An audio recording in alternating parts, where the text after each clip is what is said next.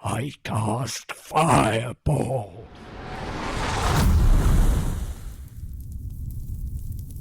It's the most powerful spell at your wizard's disposal, releasing a gigantic wave of destruction nothing has ever survived.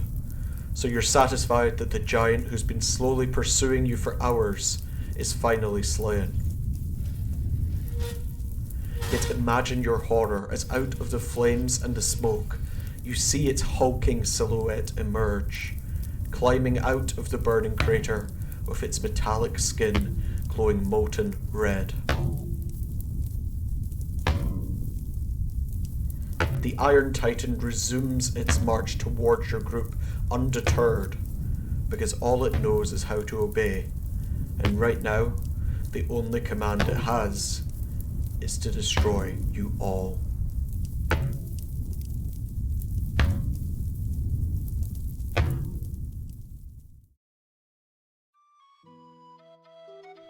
Hello, and welcome to From Mythos to Monsters, the podcast that sees what lessons we can learn from exploring how mythological creatures have been reinterpreted over the years into the modern fantasy genre. Please remember to subscribe to the channel and to check out my Patreon if you want to influence future episodes and see all the cool stuff I make for D&D. Now, let's pull the switch and harness the power of lightning to bring this podcast to life!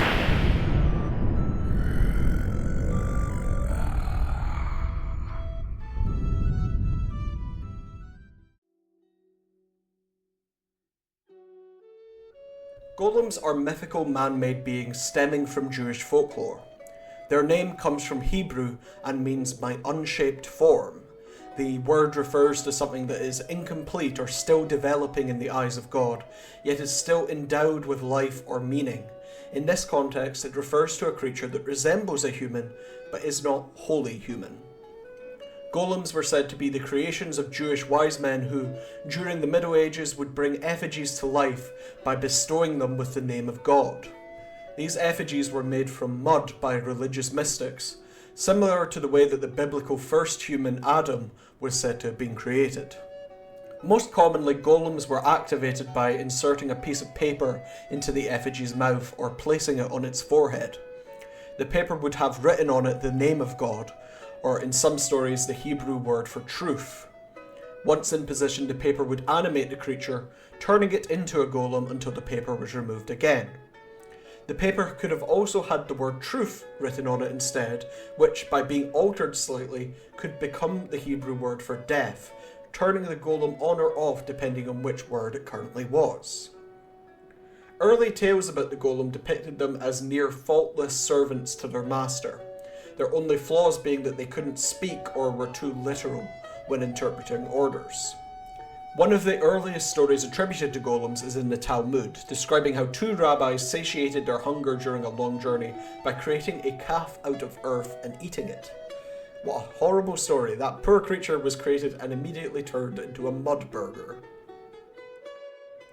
Those who study the form of Jewish mysticism known as Kabbalah believe that rabbis were able to do this because, much like how God's words are capable of creating things, in rare situations a human being is also able to use language to grant a soul to something lifeless, just as how golems are animated with the written word of God. To Kabbalists, this accomplishment of creating a golem was proof that a person had become proficient in the practice of Kabbalah. Certain folktales about the golem told of how it could be unpredictable or dangerous, but as time went on, tales that began depicting it as a heroic creature became increasingly popular. The most famous legend of the golem comes from the 16th century, following a rabbi in Prague who created one out of clay from the Vltava River.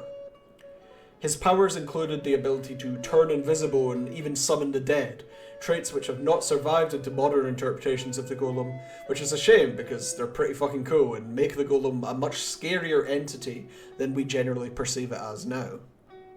The Prague golem was designed as a noble protector who could defend the city's Jewish community from anti-Semites. Tragically, the golem becomes too destructive, however, and the rabbi is eventually forced to destroy it. But some say its body can still be found in the attic of the old new synagogue, ready to be reactivated at any moment.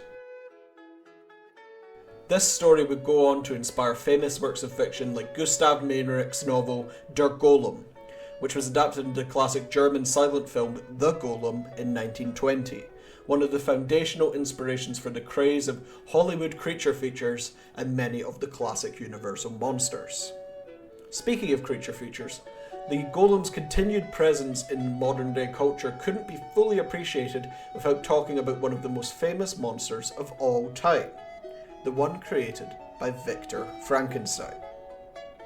Frankenstein was a novel published in 1818 by English writer Mary Shelley, regarded to be one of the pioneering works of science fiction and one of the most popular horror stories of all time.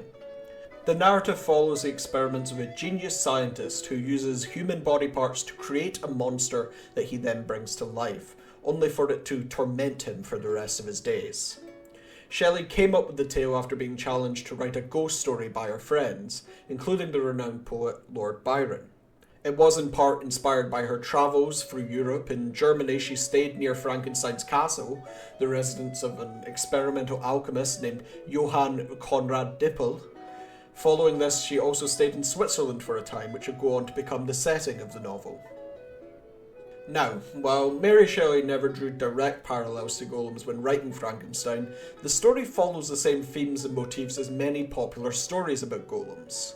While the themes of guilt, loss and separation were no doubt influenced by her own life, like having to cope with the loss of a parent or child, both Frankenstein's monster and the golem are also both deeply rooted in ideas from religious mythology.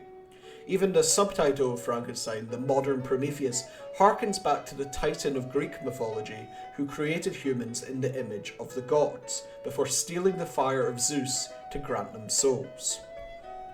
Yet in Shelley's mind, Prometheus wasn't a hero. By granting the fire to humanity, Shelley said that he gave the human race the capacity and desire to commit sin. That's why, while the golem is often framed as a heroic protector, Frankenstein's monster is anything but. Rather, it's a terrifying and unnatural force of chaos. So, where's all of this led us?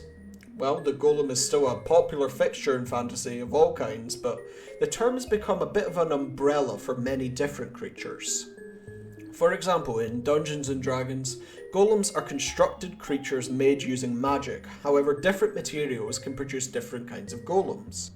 Since its original edition, D&D has included many different types of golems, far too many for me to list here, but since most of them have very little historical basis anyway, I only really need to talk about the main ones that have appeared in practically every edition of the game.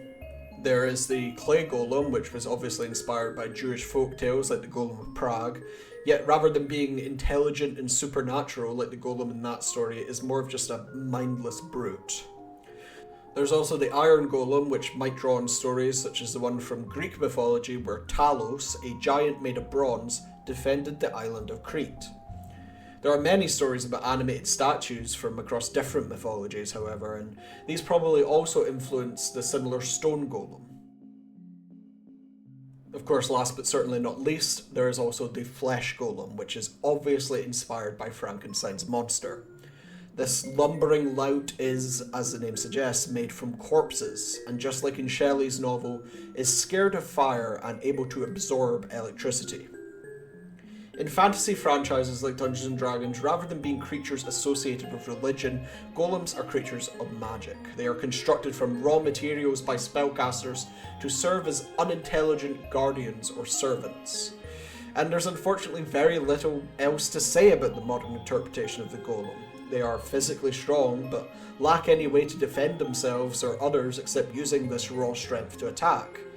Given that they are also the living embodiment of head empty, no thoughts, they are completely subservient to their masters and have no wills or ambitions of their own. I personally think that the main reason golems have lost a lot of what made them interesting over the years is due to one thing and one thing only: the idea that they are dim-witted and completely apathetic. The reason that creatures from legend and literature like the Prague Golem or Frankenstein's monster are compelling in the first place is because of the moral dilemmas they raise about ideas of sentience. It is fascinating to see how a creature that has no identity or soul might navigate the world.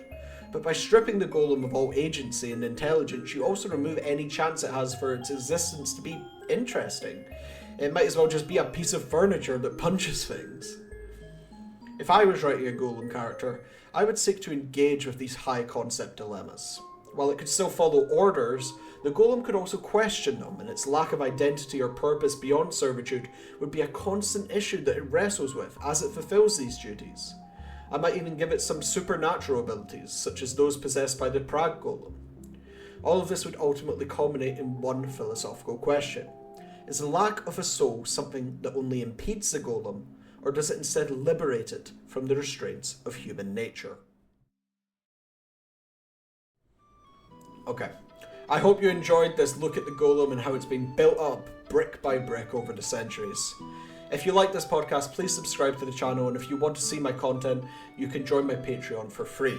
Paid members also get extra stuff, including polls to decide what the next monster will be. I also have been uploading a lot of TikToks and YouTube shorts lately, if that's your thing. Alright, take care.